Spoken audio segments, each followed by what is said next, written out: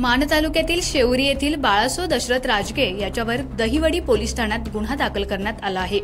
Police स्टेशनकडून मिळालेल्या प्राथमिक माहितीच्या आधारे संशयिताने घराशेजारी राहणाऱ्या 14 वर्षाच्या अल्पवयीन मुलीस फसवून शेजारील बाथरूममध्ये नेऊन जबरदस्तीने शारीरिक संबंध प्रस्थापित करून गरोदर केलं। या प्रकरणी पीडितेने दहिवडी पोलीस ठाण्यात बाळासो राजगे याच्या विरोधात गुन्हा दाखल केला आहे।